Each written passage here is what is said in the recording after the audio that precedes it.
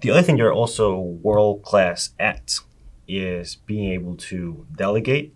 So building a team and then letting people do their thing. That's something that is very hard. It takes a different skill. It takes a really good level of skill to be able to do that. Because that's how you're able to being able to create hundreds of businesses that you had done in your life.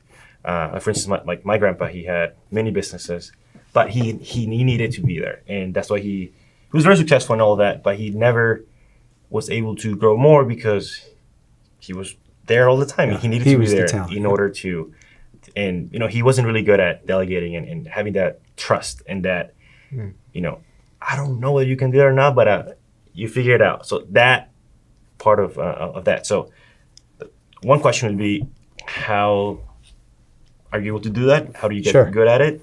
And I'm sure you've had failures with, you trust people will do their thing, and then were you able to, did you, at some point, did you have to stop whatever you were doing to go run to whatever restaurant because you didn't have enough people, or, I don't know, etc.? Sure. Well, an important disclaimer, which really should have been read at the beginning of our time together, is that I'm only sort of presenting the lens through my eyes and how I see it and how I do it. Not that it is the correct or advisable one. I don't have the luxury of having a mandate of perfection. Meaning, or said another way, I am very results driven. Well, again, what a brilliant premise. Okay, but let me explain what that means. I don't care if you're at work. I don't care if you're at the beach. I don't care if we don't have hundreds of employees. I do not have a policy on vacation. If it's abused, it's noticeable, but there isn't anything in any manual that says you're allowed, 2 weeks off. I don't really care, because given the nature and the breadth of the industries, but also the differentiation, I can really only just be results driven. So if it's working, great, okay. And so long as you're showing improvement through whether you're increasing revenues or you've sort of peaked or plateaued at least on revenues, then you are improving your efficiencies, bettering your net. Great, that's results driven. I wake up every morning without an alarm clock at about, it's like 5:15. I could almost nail it down to the minute. But it's when all of the corporate results from yesterday's sales generate in my inbox. I couldn't sleep if I wanted to. And now in my office, anybody who works in the corporate office, I say, everybody knows it. They print it and they put it on my chair. If it's really important, you print it and you put it on the chair. But don't email me. I want it printed. I want to hold the piece of paper. And in that paper, I could take one piece of paper and tell you everything about the business. I could tell you what type of people were there, how many people were there, what they spent, how much, what day of the week it was. You could give me a complete, just black out all the data, and just with enough information, I can paint the entire picture. So that's just where I'm at, but it's very results driven. No different than the gym. If every day you woke up and you were just ripped and didn't matter what you ate and you looked great, and then what would it matter whether you go to the gym? Would you go to the gym? Why would I need to? Look at me. I look great. Now, if you're results driven and you don't like the way you look and you're gaining weight and, then get into the gym. And if you are going to the gym, let's say you're like, well, Carmen, and I'm looking at myself. I'm talking to myself. I'm looking in the mirror. I'm like, Carmen, come on, man. I'm going to the gym 6 days a week, 2 hours a day. I'm hitting the thing. I got my piece of paper with all my workouts. I don't know why, which by the way, I'm a little overweight right now and I am hitting the gym, but I don't know why. Well, then whatever you're doing in the gym isn't working.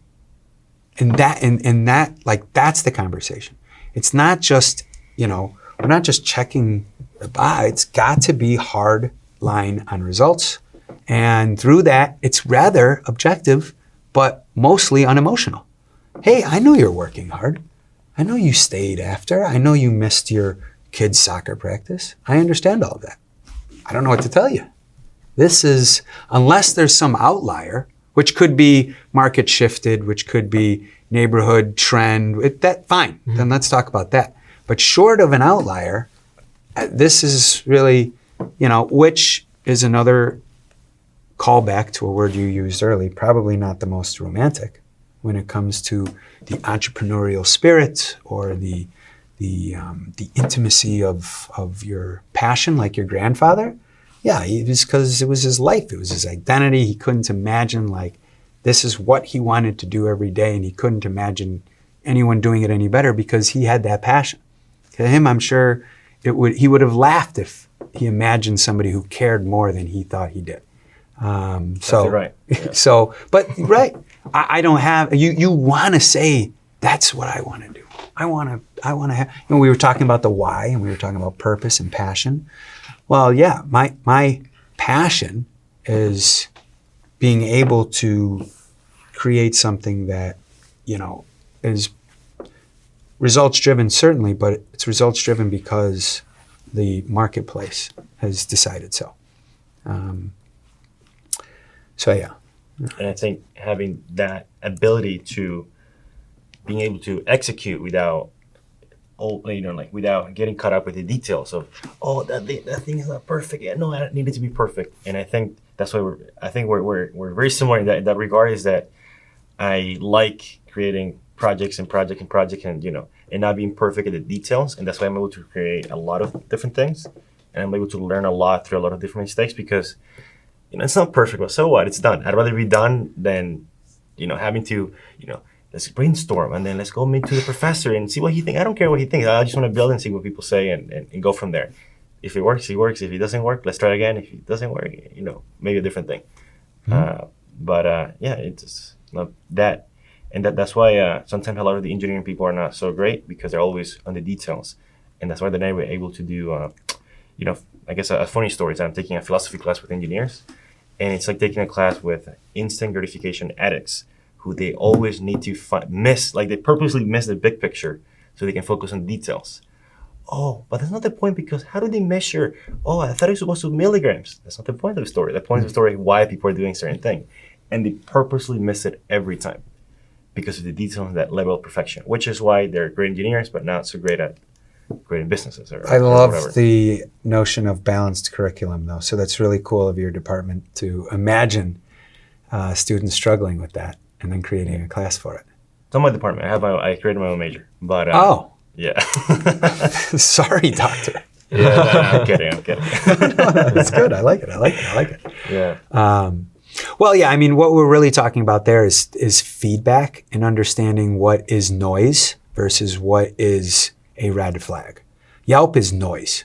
And I'm not just saying that because I'm in the industry but that's if you obsessed over every Yelp, if one of your metrics was we can't allow a bad Yelp. I can't tell you how many restaurateurs have said that. Well, that's crazy. I mean, because now you're designing a different experience for everyone. And their tastes and preferences not aligning can't possibly be your business model. So, that's where you have to understand the difference between feedback and noise, but also then, is this consistent with, is this pivot or is this data that we're going to actually focus on consistent with what we're trying to accomplish, consistent with the why, yeah, interesting.